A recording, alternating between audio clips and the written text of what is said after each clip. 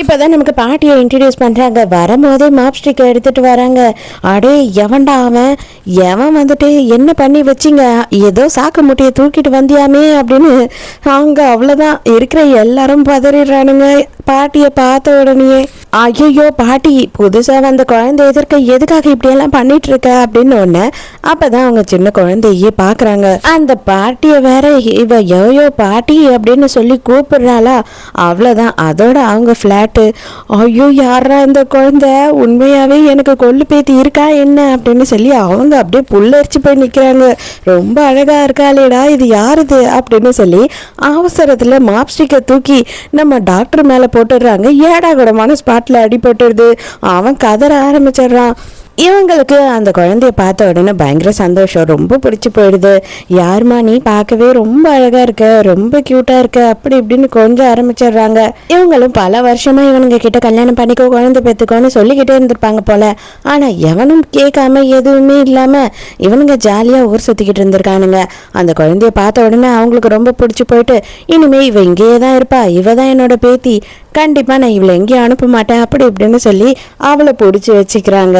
நீங்க எல்லாரும் சேர்ந்து என்னதான் பைத்தியக்காரத்தனம் பண்றீங்கன்னு எனக்கே புரியல. எங்கேயோ ரோட்ல இருந்த குழந்தைய கூட்டிட்டு வந்துட்டு இந்த குழந்தை நம்ம வீட்டு குழந்தை அப்படின்னு தலைமையில தூக்கி வச்சு ஆடுறீங்க, எதுக்கு இந்த மாதிரிலாம் பண்றீங்க அப்படி இப்படின்னு சொல்லி அவன் ஏடா கூடமா பேசுறான். அந்த பாக்ஸர் எல்லாருக்குமே கடுப்பாவது, ஏண்டா இவன் இப்படி பேசுறான்ற மாதிரி. டாக்டர் காண்டாய் கத்திடுறான், ஏண்டா நீயும் வாய மூடுவேன்னு பார்த்தா குழந்தை எதிர்க்க இதே மாதிரி ஏடா கூடமா பேசிக்கிட்டு இருக்க, தயவுசெய்து இங்க இருந்து போடா அப்படின்னு சொல்லி திட்டி விட்டுறான். நீ கவலைப்படாதடா கண்ணா, அவன் ஒரு பைத்தியம், அவன் பேசுறதெல்லாம் காது கொடுத்து கூட வாங்க, பாட்டி இருக்கேன் சரியா.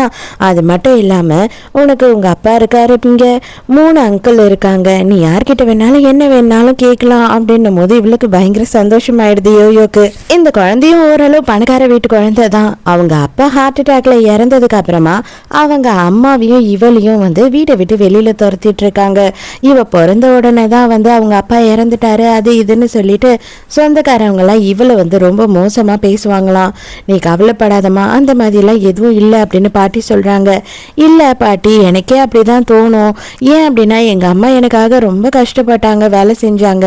இருந்தாலும் அவங்களுக்கும் உடம்பு சரியில்லாம போய் அவங்களும் இறந்துட்டாங்க. அது எல்லாத்துக்கும் காரணம் நான் தான் போல அப்படின்னு சொல்லி ஃபீல் பண்றா. இதை பாரு, இனிமே நீ இப்படிலாம் எதுவுமே பேசக்கூடாது, ஏன்னா இதுல எதுவுமே தப்பு கிடையாது. குழந்தைங்க கிட்ட இந்த மாதிரி எல்லாம் பேசவே கூடாதுன்னு தெரியாமே பேசுறாங்க இல்லையா, அவங்களோட தப்பு தான் அப்படின்னு சொல்லும் போது, அப்படின்னா நான் இங்க இருக்கலாமா பாட்டி அப்படின்னு கேக்குறா. ஆமா கண்டிப்பா நீ இங்க இருக்கலாம் அப்படின்னு சொல்றாங்க. என் அப்பா அம்மாவோட திங்ஸ் எல்லாம் கொஞ்சம் இருக்கு, அதை மட்டும் நான் கொஞ்சம் எடுத்துட்டு வந்துக்கிட்டுமா